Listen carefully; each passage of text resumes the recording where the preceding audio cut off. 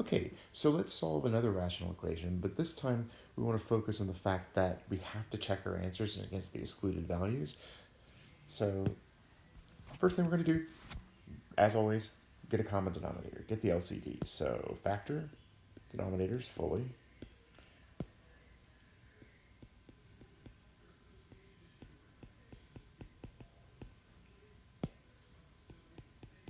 All right, and now I'm going to build my pool.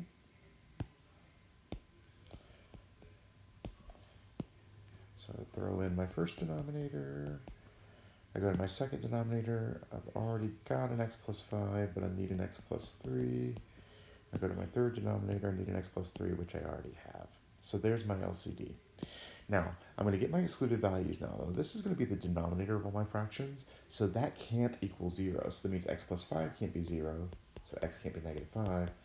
And x plus 3 can't be 0, so x can't be negative 3. So those are my excluded values. I'm going to mark those because I'll be coming back to those in a few minutes. Now I'm going to multiply both sides of this equation by the LCD.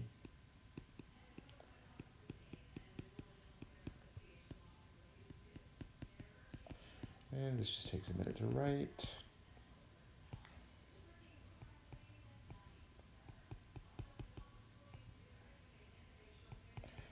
By the way, when I factor these denominators like this to find my LCD, when I write it in this step, I actually like to go ahead and leave them factored. It makes it easier to cancel. I know I didn't do that in the last example, but I was dealing with numbers mostly then. This is a little more complicated. All right, got this all written out. So now I'm going to cancel appropriately.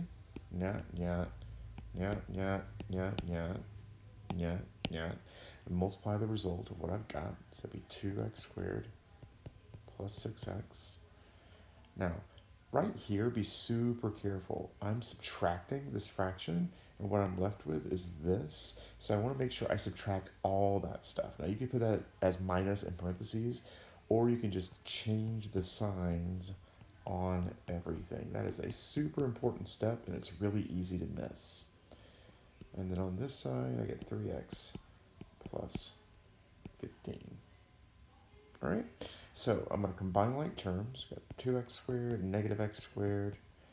I've got 6x and x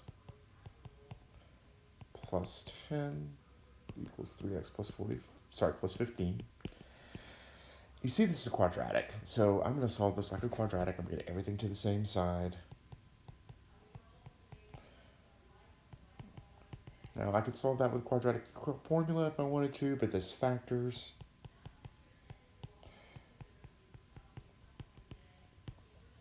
And then that set each factor equal to 0. Solve.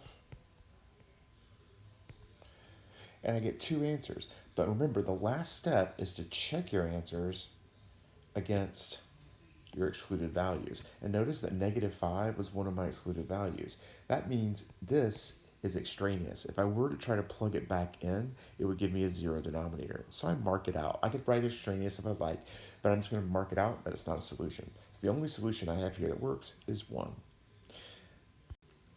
So here's a problem I'd like you to try on your own. Pause the video, unpause it when you're ready to check your work. I'm going to start by finding the LCD with the pool method. I'm going to factor those denominators first. I'm going to build the pool, toss in the first denominator, toss in whatever you're missing from the second denominator, toss in whatever you're missing from the third denominator. Have my LCD, multiply both sides of the equation by that LCD. But first, I'm going to remember to get my excluded values. Now multiply both sides by the LCD. Cancel appropriately. Multiply the resulting stuff back out. Combine like terms. Solve for y. And compare against your excluded values. Nope, we're good. Now do keep in mind there are times where the solutions you get might all be excluded values. If that's the case, what's the answer? No solution.